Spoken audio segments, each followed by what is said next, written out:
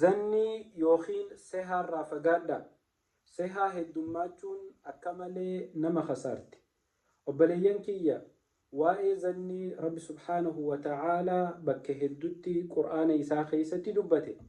Sanirraa takka obboleeyyan kiyya yaa ayyuhalladhiina aamanuu yaa warra rabbitti amantan ijtanibuu kathiiran min adh-dhanni inna ba'da adh-dhanni ithmun ولا تجسسوا ولا يغتب بعضكم بعضا أيحب أحدكم أن يأكل لحم أخيه ميتا فكرهتموه جاء رب سبحانه وتعالى يا ور ربي أمنتن سها هدوم رافقادا سها هدوم ميسنا سها قرين دليدا تكانوا بديدا رب سبحانه وتعالى نهما ولا تجسسوا ولنبساسنا ولا يغتب بعضكم بعدا وبليد رب سبحانه وتعالى قرآن إساء خيستي أكسها هدورا فقانو نؤجج أبليا رسول ربي صلى الله عليه وسلم أكنجان إياكم والظن فإن الظن أكذب الحديث جاء رسول ربي صلى الله عليه وسلم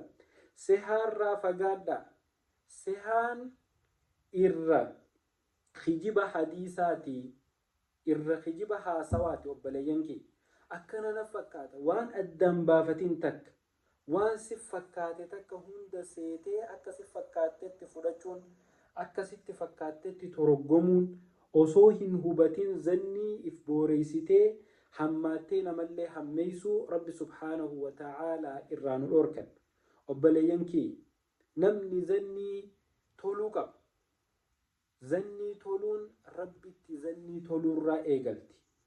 Zanni teetana if balleeysitee zanni heddummeeysitee abruun akkanaaf akkana jee abruun akkasiif akkana jee jettee ciisa if hin dhoorkin. Wanni takka gizee uumamte mee khayrii adda addaatiin zanni tole abuu obboleessa kiyya waanuma akkanaa ta'eefi wallee wanni tun akkana hin tahineef zanni tole. mee uzrii khaayif waan taatu hundarratti tanaaf obboleeyyan kiyya zannii baduurraa haa fagaannu.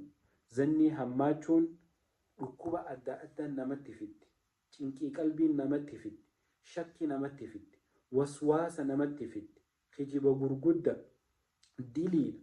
Zannii hunda hin amanan, sehaa hunda hin amanan.